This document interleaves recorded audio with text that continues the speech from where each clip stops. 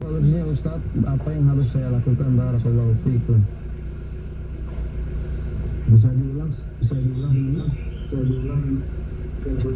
Assalamualaikum warahmatullahi wabarakatuh.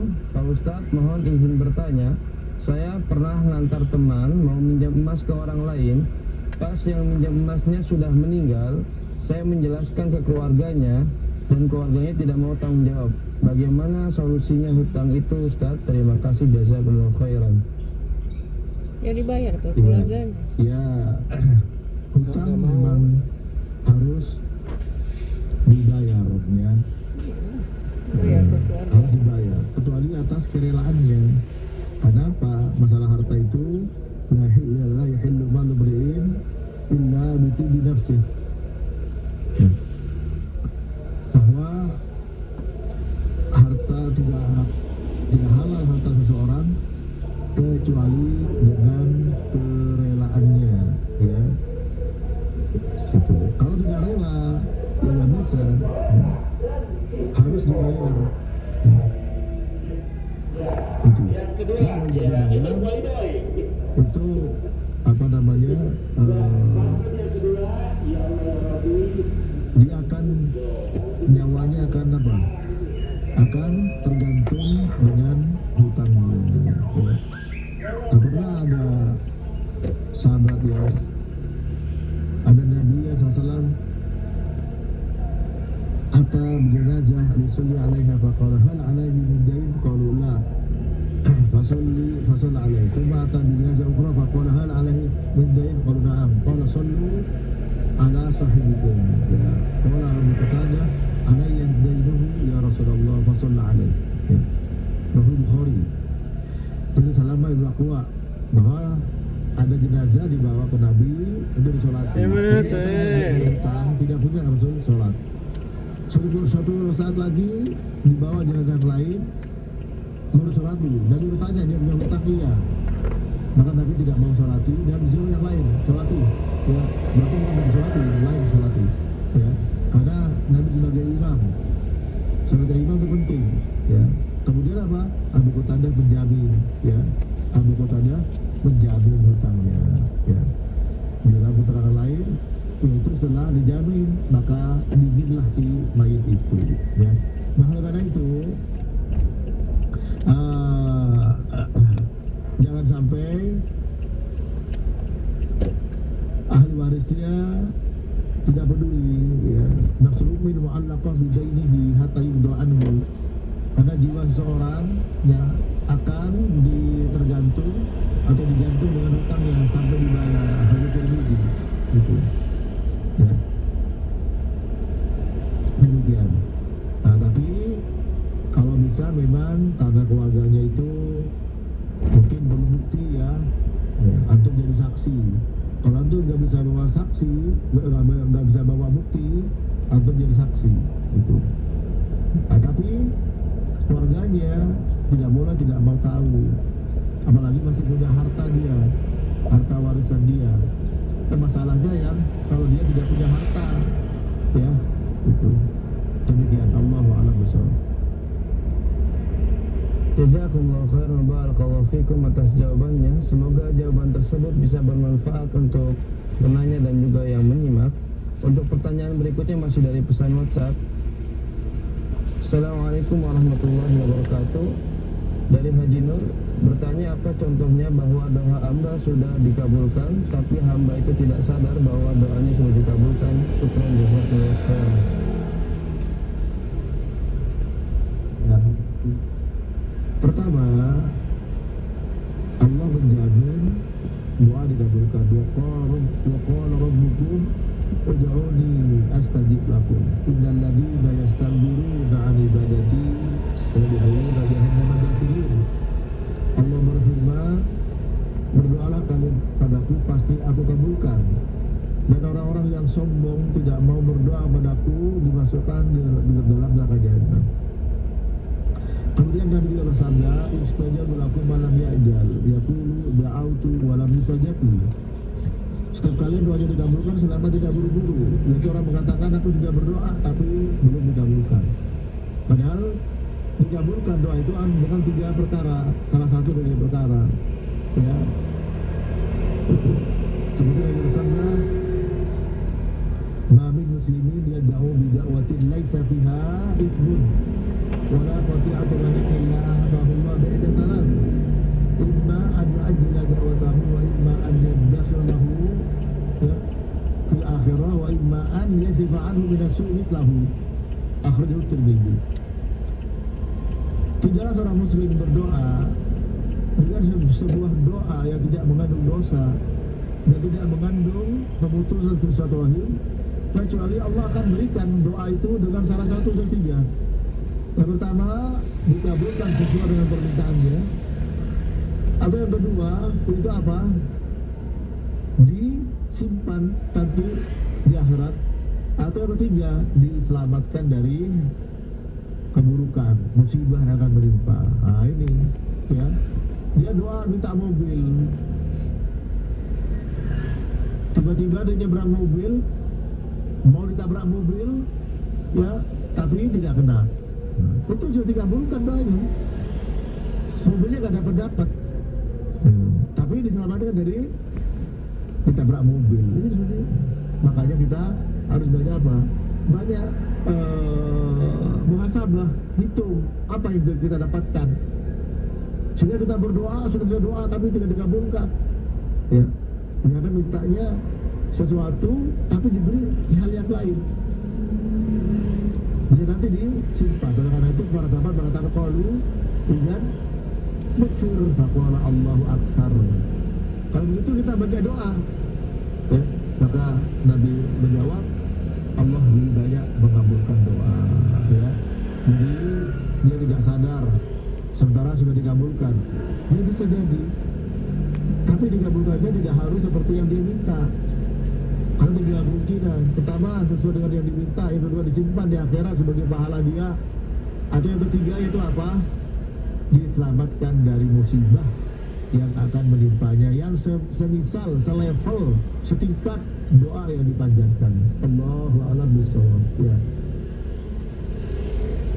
Jazakumullahu khairan, barakallahu fikum atas jawabannya. Semoga jawaban tersebut bisa bermanfaat untuk yang bertanya dan juga yang menyimak.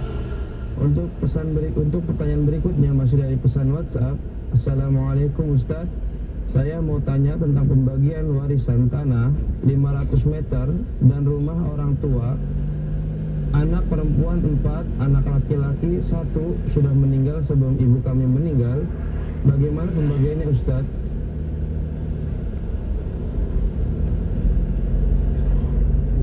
Meninggal, tapi di sini kan peninggalan siapa? Peninggalan ayah atau peninggalan ibu? Itu dijawab. Ya, kalau orang meninggal maka dia mewariskan hartanya kepada hidup. Seperti tadi, kalau memang hartanya punyanya ayah belum dibagi, ya, kemudian dia meninggal, sudah laki-lakinya, itu berarti kan punya harta dia warisan tapi belum dibagi, ya. Demikian, sehingga harta dia masuk kepada anak-anaknya. Tapi kalau memang itu hartanya ibunya dan dia meninggal dulu, ya maka dia mewarisi kepada ibunya. Kalau dia punya istri, punya anak, ibunya dapat 1/6, ya. Kalau dia punya anak dapat berapa? 1/3, ibunya dapat. Dulu. Nah, ketika dia meninggal dulu, ya tentu tidak dapat dia dari warisan ibunya, istri ibunya yang dapat, ya. Gitu. Jadi kalau ada 2 kemungkinan, hartanya milik bapaknya, ya, tapi belum dibagi, meninggal, kita punya hak di situ. Hak itu tentu dapat kepada anaknya, ya. Kenapa? Karena ketika orang itu meninggal, otomatis hak kepemilikan harta itu langsung berpindah bisa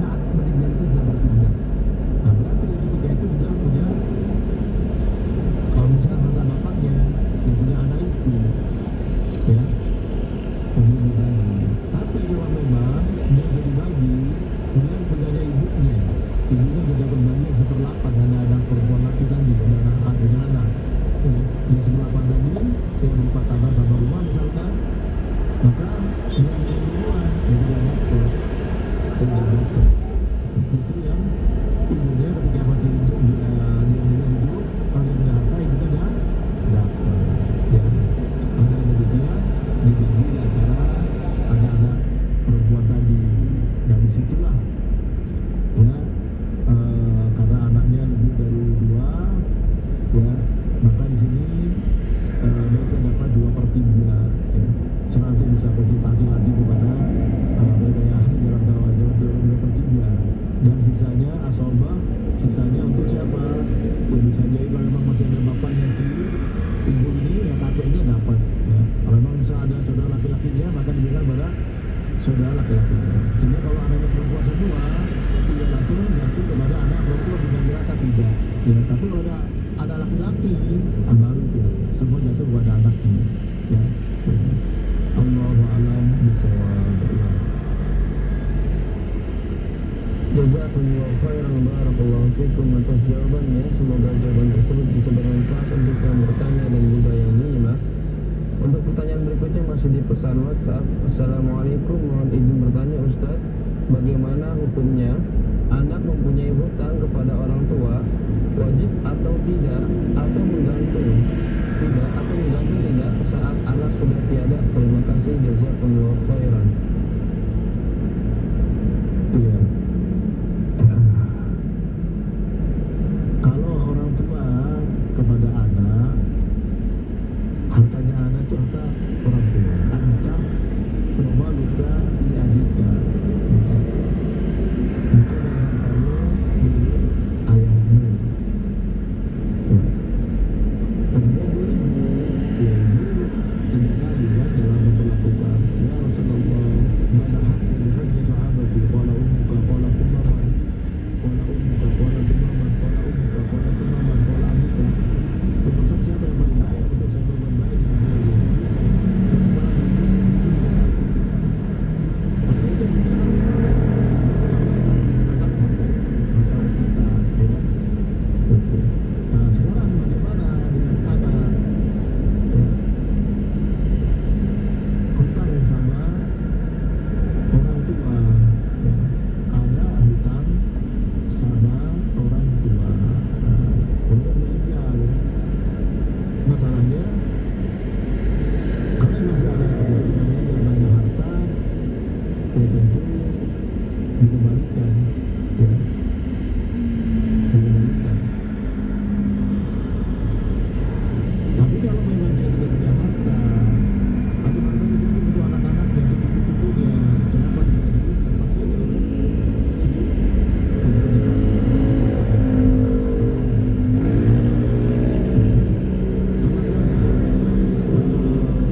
Anak bisa hutang sama orang tua, ya bisa. Kalau orang tua bisa ngambil punya anaknya, ya. Anta wa maluka li abika. Kalau orang tua tidak mampu, ya boleh mengambil punya anaknya. Tapi kalau orang tua itu mampu, kemudian anak ini perlu untuk anak saya sendiri, belum cukup, untuk tidak boleh, ya. Itu penjelasan ulama seperti itu. Ya. Tapi kalau tidak mampu, boleh ngambil punya anaknya. Ya. Tapi anak juga ketika dia tidak mampu, orang tua wajib untuk memberikan bantuan kepada anaknya. Nggak perlu ditangi. Tapi ternyata terkadang juga perlu utang. Karena apa? Ingin ganti mobil, ganti ini, ganti itu, bukan kebutuhan pokok, ya. Sehingga disitu akhirnya hutang harus dibayar, ya. Demikian. Tapi ya masa orang tua hutangin anaknya, itu sungguh terlalu. Ya, itu terlalu. Tapi kalau memberi, Kelihatannya. memang harus sabar. Tapi hutang boleh saja.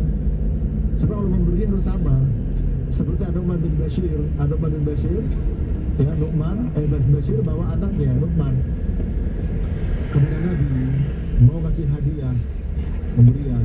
Nabi bertanya, minta Nabi jadi saksi, apakah anakmu yang sama tidak?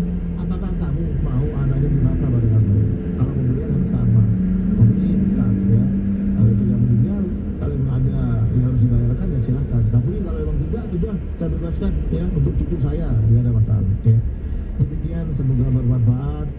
Syukron atas kebersamaan antum ikhwan yang ada di masjid dari subuh tadi ya.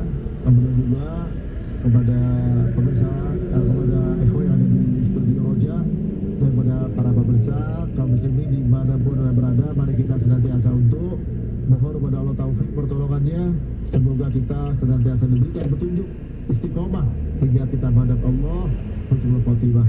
Wa sallallahu ala nabiyina Muhammadin wa ala alihi wa sahbihi. Subhanakallahumma wa bihamdik asyhadu an la ilaha illa anta astaghfiruka wa atubu ilaik. Wassalamualaikum warahmatullahi wabarakatuh. Jazakumullahu khairan wa barakallahu fikum terhadap pemaparannya. Semoga apa yang saya sampaikan bisa menjadi ilmu yang bermanfaat untuk kita semua dan bisa menjadi penyemangat untuk kita selalu menuntut ilmu. Kaum muslimin dan kaum muslimat berhati roja dimanapun anda berada, kami yang bertugas mohon pamit undur diri. Subhanaka Allahumma wa bihamdika asyhadu an la ilaha illa anta astaghfiruka wa atubu ilaik. Wassalamualaikum warahmatullahi wabarakatuh. Radio Roja, menebar cahaya sunnah.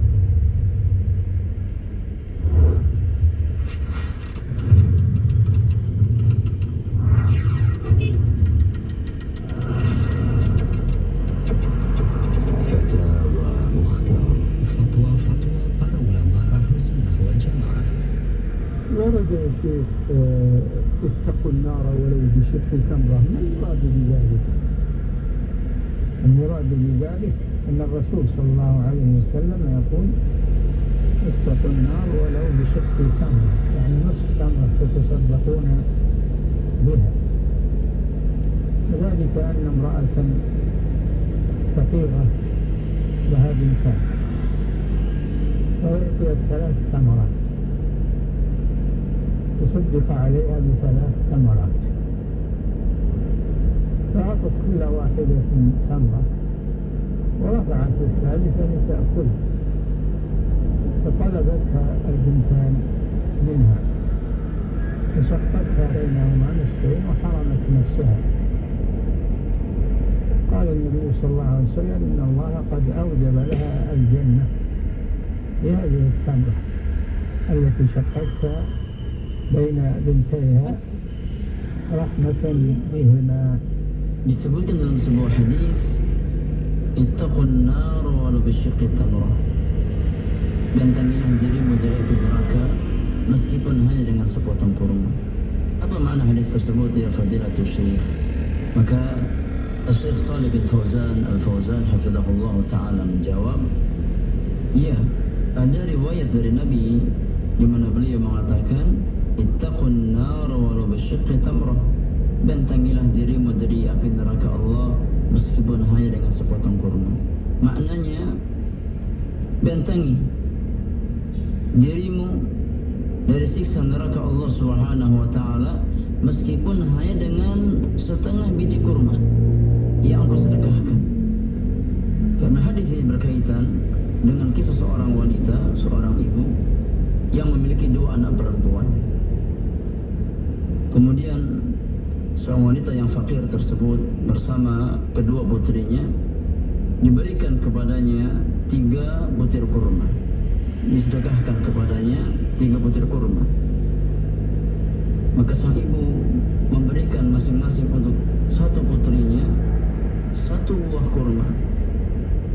Kemudian kurma yang ketiga hendak dia makan, hendak dia masukkan ke dalam mulutnya. Namun kedua putrinya masih merengek, meminta untuk makan kurma yang hendak dia makan tersebut. Akhirnya sang ibu urung memakan kurma yang hendak dia makan. Bahkan dia memotong satu kurma tersebut menjadi 2 bagian dan dia berikan kepada kedua putrinya. Dan dia rela untuk tidak memakan sepotong kurma pun yang disedekahkan kepadanya. Maka kemudian Nabi SAW berkata tentang wanita tersebut, sesungguhnya Allah Subhanahu wa taala wajibkan untuknya surga Allah Subhanahu wa taala dengan sebab kurma yang dia berikan untuk anak-anaknya. yang dia potong menjadi dua bagian untuk kedua putrinya karena rasa rahmat yang dimiliki di dalam hatinya. فتاوى مختار. فتوى para ulama ahlu sunnah wal jamaah. قال الرسول صلى الله عليه وسلم عن أبي موسى رضي الله عنه عن النبي صلى الله عليه وسلم قال إن الله تعالى يبسط يده بالليل ليتوب مسيء النهار ويبسط يده بالنهار ليتوب مسيء الليل حتى تطلع الشمس من مغربها رواه مسلم. Dari Abu Musa radhiyallahu anhu dari Nabi sallallahu alaihi wasallam, beliau bersabda, sesungguhnya Allah Ta'ala membentangkan tangannya di waktu malam untuk menerima taubat hambanya yang berbuat dosa di waktu siang, dan Allah Ta'ala membentangkan tangannya di waktu siang untuk menerima taubat hambanya yang berbuat dosa di waktu malam sampai matahari terbit dari arah barat. Hadis riwayat Muslim. Bismillahirrahmanirrahim. Ya ayyuhan nabiyyu idza talaqtumun nisaa faqallituhunna li'iddatihinna wa ahsul 'iddah wattaqullaha rabbakum لا تخرجوهن من بيوتهن ولا يخرجن إلا أن يأتين بفاحشة مبينة وتلك حدود الله ومن يتعد حدود الله فقد ظلم نفسه لا تدري لعل الله يحدث بعد ذلك أمرا فإذا بلغن أجلهن فأمسكوهن بمعروف أو فارقوهن بمعروف وأشهدوا ذوي عدل منكم وأقيموا الشهادة لله